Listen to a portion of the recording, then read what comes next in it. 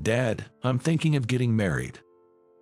Suddenly, my son, Matthew, said this. It was a truly ordinary Sunday morning. I was eagerly waiting for the French toast my wife, Linda, specially makes on Sundays while skimming through the newspaper. Matthew is Linda's son from a previous relationship, and we are not related by blood. For your information, this is my first marriage, not a remarriage, and I married Linda, who already had a child. At that time, Linda had already given birth to Matthew. Her previous husband had an affair while Linda was pregnant and never returned after the birth. Matthew grew up without knowing his biological father. I've explained our lack of a blood relationship to Matthew several times since he was old enough to understand. After each talk, I would always hug him tightly and assure him, "You are my son." Matthew considers me his real father, and I think of him as my true son. Linda and I never had children of our own. Such things are beyond our control, and there's nothing we could do about it. Linda seemed worried about it and once suggested, "Should we try fertility treatments?" with a troubled look. I responded that it was unnecessary to put her body through such treatments when we already had a wonderful son. It was my heartfelt truth. So, the word marriage uttered suddenly by my precious only son turned a peaceful Sunday morning into a state of panic. "What? Did you just say marriage? Are you talking about getting married?" I lifted my eyes from the newspaper and looked at Matthew, who nodded back with a serious expression. His eyes reflected a firm resolution. "I've been in a long-term relationship. I wanted to introduce her to you both earlier," he said, explaining how it was difficult to find the right opportunity. "As a father, I have to fully embrace my son's momentous decision. Can you tell me a little about her? It would be quite unsettling for both your mom and me to meet her without any information. There's no point in trying to fix it. I will tell my son my honest feelings." Matthew then began to talk hesitantly about the woman he was considering marrying. "Her name is Stephanie. She recently started working as a curator at a science museum. Matthew, an architect, met her by chance at a drinking party. Next weekend, I plan to bring her home. Are you two available?" Linda and I exchanged glances. We thought this would progress more slowly, but it seemed the couple had a different pace. There might be some urgent reason we don't know about. "I'm okay with it. What about you, Linda?" When I asked Linda, she replied, "Of course, it's fine." Her slightly complex smile suggested the mixed emotions of a mother about to see her precious son start his own journey. I may not understand a mother's feelings, but I decided to firmly support Linda. As the weekend approached, our house gradually became more restless and excited. Even Matthew seemed unsettled. Linda was busy with cleaning, tending the flower beds, and planning the dinner menu for that day. I was the only one with nothing to do. So, I decided to immerse myself in work. I'm a curator at a botanical garden. My job involves more than people think, like walking around the vast garden, planning events, and writing lectures. Come to think of it, Matthew's girlfriend is also a curator. Having a common profession will surely provide a good conversation starter. Above all, I'm looking forward to learning what her specialty is. "Tom, what should we do with this document? It says to keep it for 10 years, but it seems like it's about time to deal with it." A staff member, cleaning up a pile of old documents in the corner of the lab, calls out while covered in dust. "It looks like it includes a thesis, partially written though. Was Zoe Brown previously enrolled here?" I'm instantly pulled back into the past by that familiar name. Zoe was my ex-girlfriend. She was 5 years older than me, beautiful and brilliant, yet modest, and being around her was incredibly soothing. I was drawn to every aspect of her. I remember falling for her with all my heart and soul. During my college years, I spent a summer interning at this botanical garden. Back then, I was a student still unsure about my future path. I joined the internship because I was invited by my girlfriend at the time, whom I had been dating since our freshman year in college. We had a harmonious relationship without any fights. Zoe, who was leading our guidance, taught us about the work in the botanical garden and the curator's expertise, both gently and strictly. She would patiently explain things in detail until we understood them. Yet, she never spoon-fed us, allowing us to think for ourselves. She posed problems and gave us ample time to ponder over them. I think she was trying to convey the beauty of the botanical garden and the pros and cons of being a curator to us accurately. At the end of the summer, on the day of the last fireworks festival, I broke up with my girlfriend. I remember her trembling shoulders in her summer dress. She seemed to have had a vague idea about my feelings for Zoe.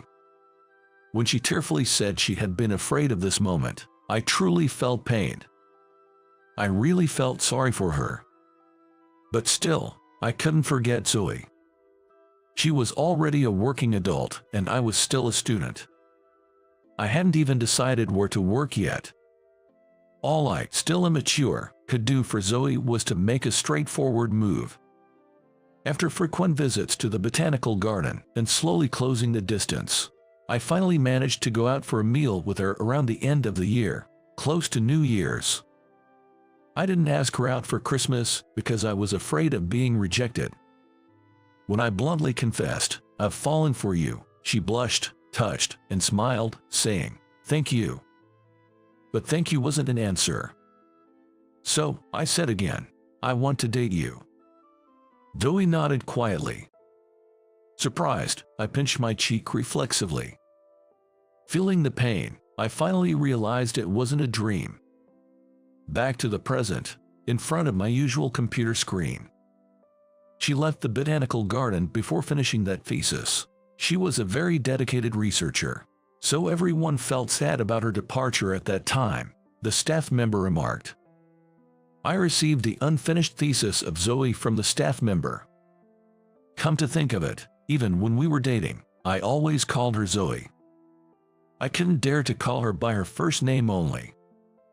With a flood of memories, I quietly filed the old thesis in my desk drawer. If I keep reminiscing, I might even recall the bitter memories of when she left me. I'll take care of this one. For the other documents due for disposal after 10 years, please load them onto the back of the pickup truck in the back tomorrow for transport to the cleaning plant, I instructed. After giving the directions, I turned my attention back to the computer.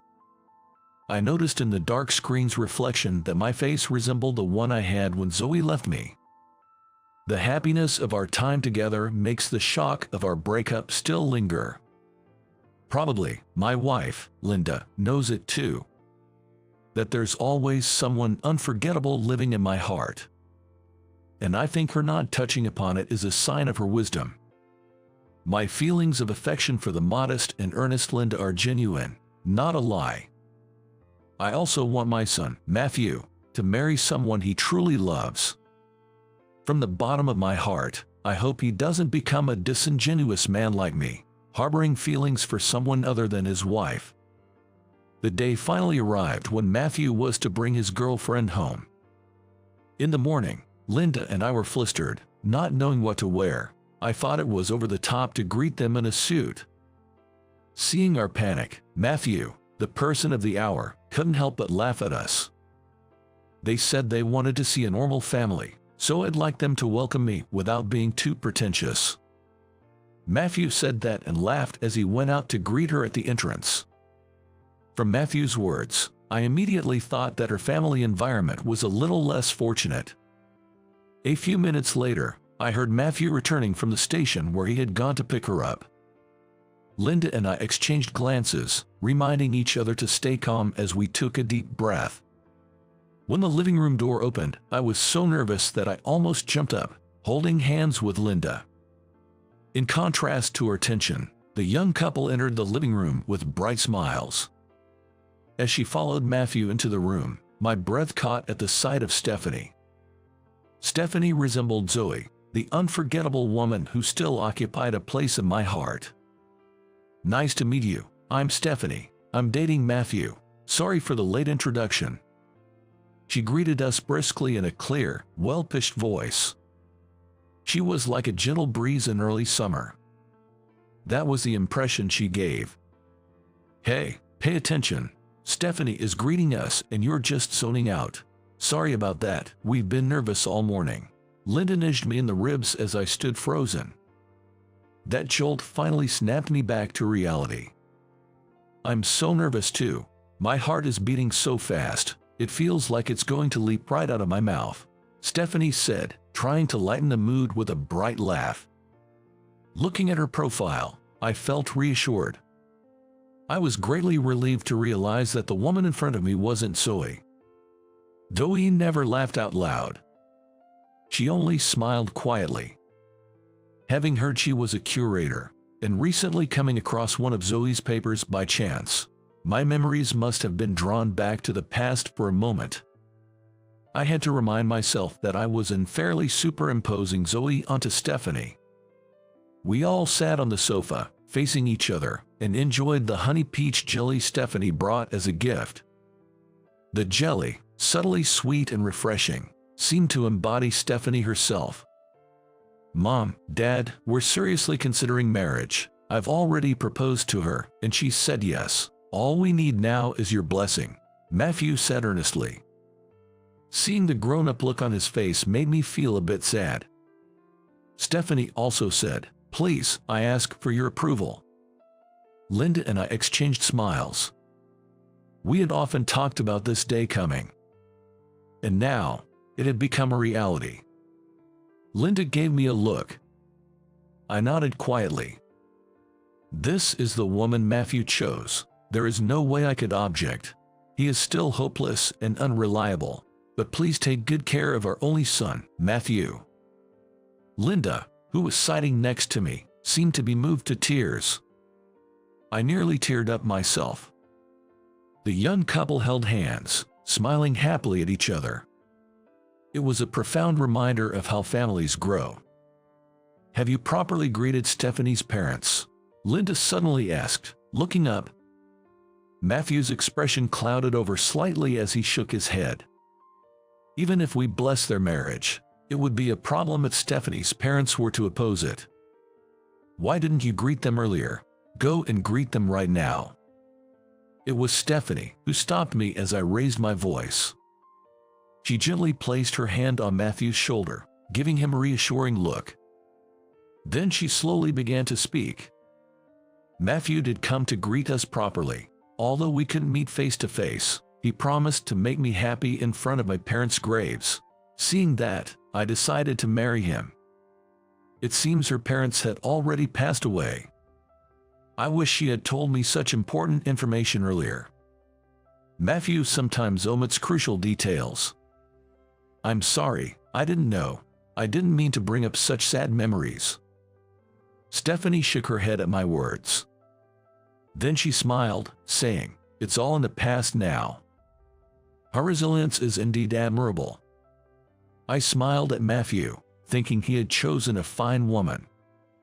Hope is not rude to ask this, but you don't have to answer if you think it is. Still, if you don't mind, could you tell me what attracted you to Matthew? To change the subject from her parents, Linda spoke up. Stephanie looked at Matthew, smiled slightly, and replied, "His awkwardness, earnestness, kindness, it was how he made me feel like I had to be by his side. He gave my life a sense of purpose." Her words made me feel a sense of déjà vu. And for a moment, everything in front of me turned white. I never expected to hear the same phrase on this day. My hand holding the glass started to tremble. Matthew, oblivious and in high spirits, didn't notice my change. Somehow, I managed to maintain my dignity as a father. "You're getting too emotional. Don't grip the glass too hard, or you'll break it." At that moment, Linda gently placed both her hands on mine, taking the glass from me. She peered into my eyes and signaled, "It's okay. People say you should marry someone who loves you more, but I think women's true feelings are different." I felt the same way. As she quietly placed the glass on the table, Linda gently started. What do you mean? Stephanie looked a bit anxious, as if she had said something wrong. I felt the same. I thought I had to be by his side. I wanted to be close to him, especially since he had just broken up with his lover. Linda said this, looking straight at Stephanie. I remembered how Linda and I started dating right after I broke up with Zoe. Initially, I found Linda's eager advances annoying. But gradually, I came to accept her presence as a natural part of my life. One of the reasons I decided to marry her was how quickly young Matthew warmed up to me. I was puzzled why Linda brought up this old story. This guy was still hung up on his ex and didn't give me the time of day at first. I responded with a wry smile to her jokingly resentful tone. The woman who left him said the same thing. He needs me by his side. Linda's eyes were serious. Matthew laughed it off, saying, "Oh, really?" Beside him, Stephanie's expression grew tense. Then, biting her lip briefly, she spoke as if making up her mind. "Linda, do you have reservations about me marrying into this family because I am Zoe Smith's daughter?" Her voice was calm, without a trace of anger or despair. I didn't realize it at first when we met, but after seeing my husband's reaction, I understood. "You're the daughter of my love rival."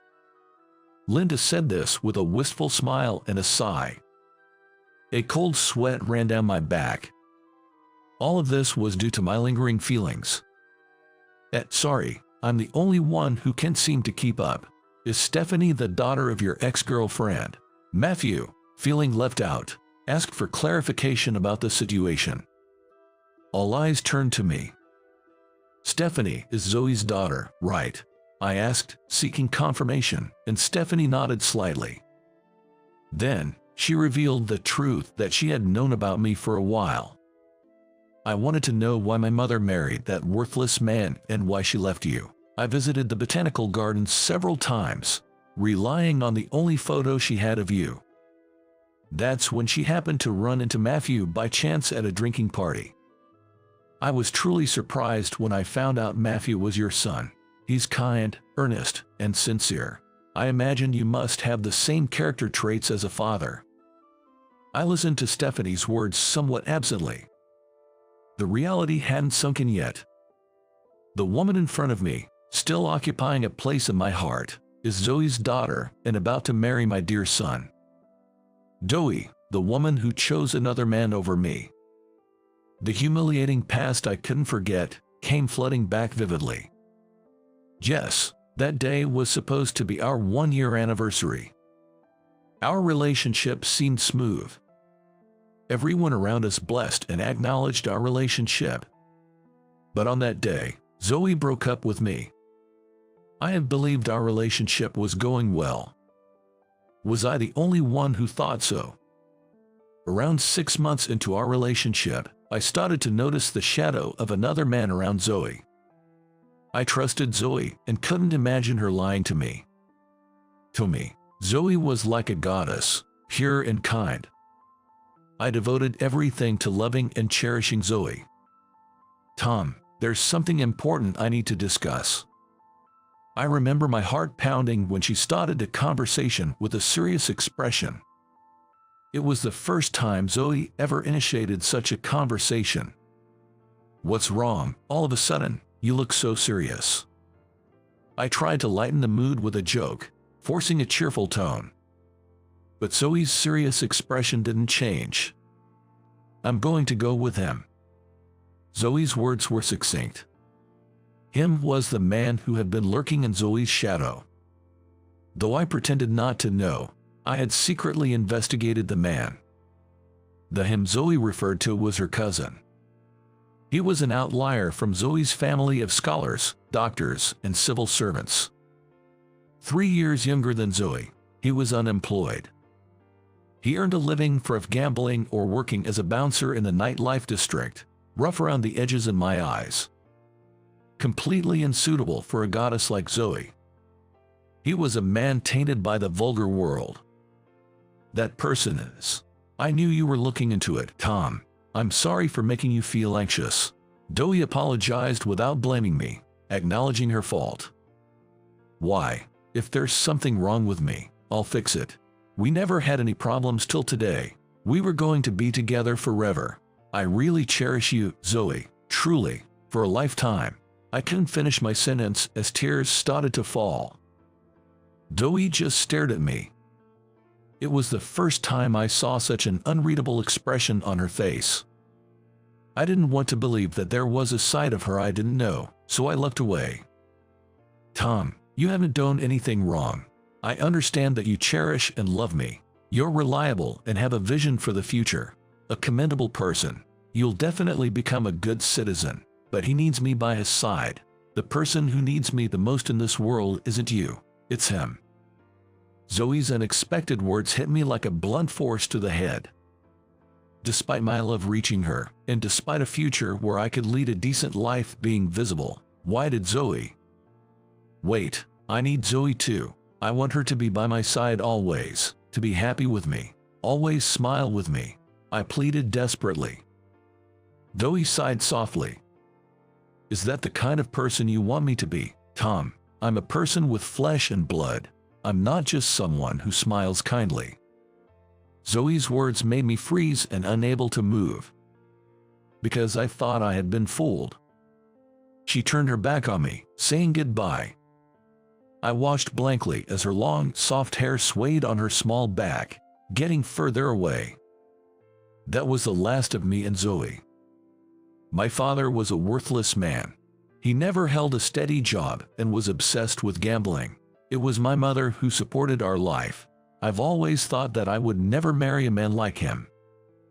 Lost in these memories, I was jolted back to reality by Stephanie's words. It seemed the man indeed lived a terrible life. Then Stephanie began to slowly talk about her parents' final days. Her parents passed away when she was in middle school. By then, Zoe was hospitalized, deteriorating in health, while Stephanie was busy with school-approved part-time jobs. Her father, as usual, gambled the money he made as a bouncer, leading a life of ups and downs. One day, Stephanie went to visit her mother in the hospital and realized her father was already inside. Feeling awkward about facing her parents together, she ended up eavesdropping outside the door.